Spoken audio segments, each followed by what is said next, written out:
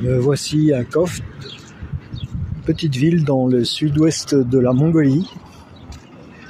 Comme vous pouvez constater, c'est une ville assez craignos avec des bâtiments d'époque soviétique et une magnifique représentation de pastèque, parce que la pastèque est semble-t-il une spécialité d'ici.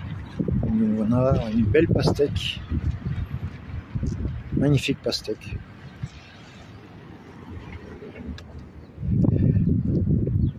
Les logements d'époque soviétique encore.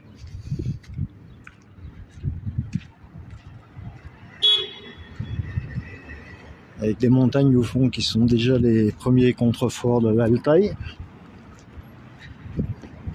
À ma gauche ici, un grand restaurant, le restaurant appelé Grand Restaurant.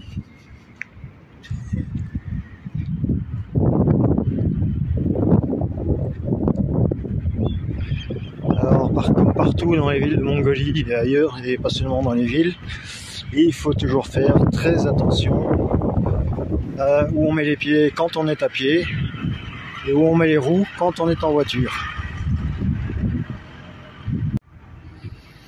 Par exemple, il faut éviter de marcher ici. Quand il fait noir, par exemple, il faut le savoir, il y a un grand trou et il n'y a absolument aucune sécurisation tout autour. C'est un grand trou et si on tombe dedans, on peut se faire très très mal et se blesser. Voilà encore des bâtiments d'époque soviétique avec des magasins, des publicités. Ça vous donne un petit peu l'ambiance du coin. Attention, j'arrive de nouveau. Il y a un grand trou. Non, c'est pas un très grand trou celui-là, mais il faut faire gaffe quand même. Et voilà, ça n'empêche pas que les gens sont très sympas. C'est assez agréable. On se sent plutôt... Moi, en tout cas, je me sens plutôt à l'aise. Ça a quelque chose de pittoresque. Les véhicules aussi sont intéressants. La majorité d'entre eux ont le volant à droite parce que ce sont tous des véhicules importés du Japon, des occasions du Japon. Comme d'ailleurs beaucoup dans l'est de la Russie. Et pas seulement à l'est d'ailleurs, j'en ai vu aussi à Moscou et à Saint-Pétersbourg.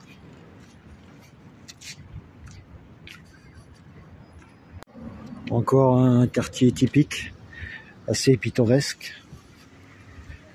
Alors ici on a un chantier qui est bien sûr comme toujours pas signalé. C'est un peu le foutoir. Ici aussi il faut faire attention de ne pas tomber dans le trou quand on passe ici dans le noir. Attention, là je vais passer. Apparemment c'est vert. Voilà. Et voici la place principale de la ville, où un groupe de jeunes filles s'entraînent à une danse. Et un bâtiment tout au fond qui est le palais des congrès et des expositions, qui date aussi très certainement de l'époque soviétique.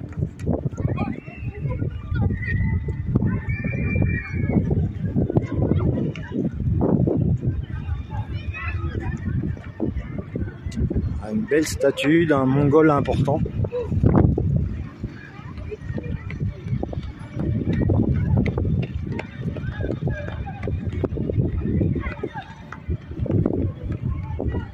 Voilà, on n'est pas encore dans la discipline nord-coréenne, mais on voit qu'ils essayent quand même. L'intention y est.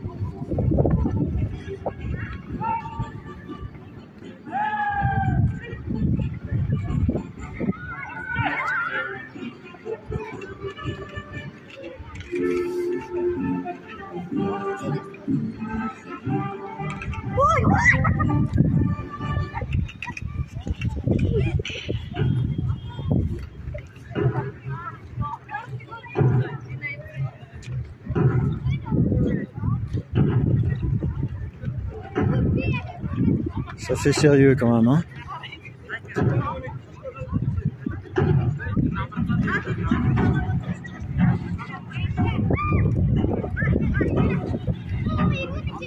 Principalement des jeunes filles, mais aussi quelques garçons.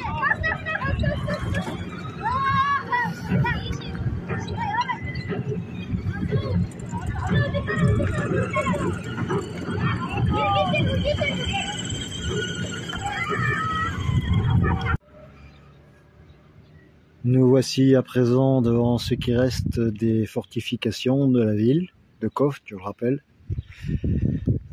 qui a été construite en 1870, si je vois bien, et par les Mandchous, donc par les Chinois en quelque sorte, la dynastie Mandchoue, qui est restée, donc la ville est restée sous domination mandchoue jusqu'en 1912. Donc voilà, voilà à quoi ressemblent ces fortifications. Elles sont pas tellement énormes, n'ont pas non plus vraiment l'air de fortifier beaucoup de choses. C'est assez primitif comme construction. Peut-être que ça fait le job, hein, comme on dit. Voilà, et comme toujours, des animaux domestiques mais en liberté. Ici, des vaches en l'occurrence qui chient partout, y compris en pleine ville. Une magnifique vue sur les montagnes derrière. Et bien sûr des détritus partout, mais ça c'est vrai dans tous les pays pauvres. Voilà, des yourtes. Des yourtes partout, mais il y a des quartiers entiers avec des habitations exclusivement en yourte derrière des palissades. Donc c'est pas des yourtes à touristes, hein, c'est des yourtes où les gens vivent vraiment dedans pour de vrai.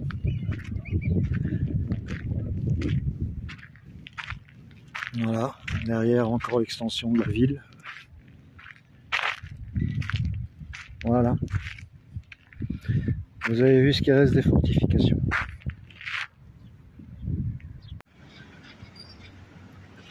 Nous sommes dans cette rue, dans ce qu'on pourrait considérer comme un grand axe de la ville. Bon.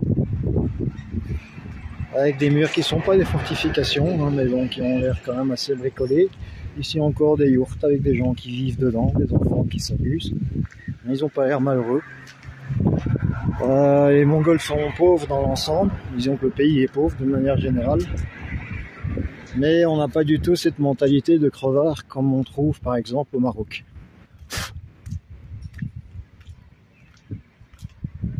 Sans vouloir être désobligeant envers les Marocains, mais bon, il faut bien reconnaître que on sent quand même la différence. Voilà. Un mélange d'ancien moderne assez curieux.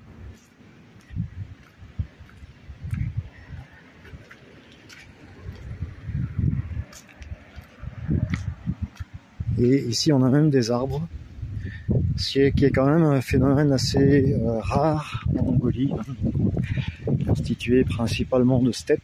Et ici en ville on a quelques arbres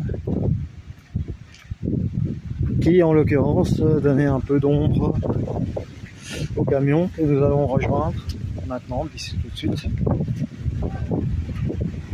On y est presque. Voilà, les camions qui nous attendent bien sagement.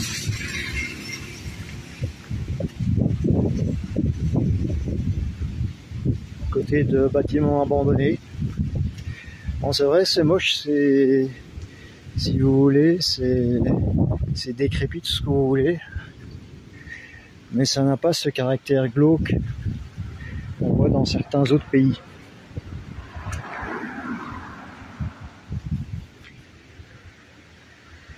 Voilà.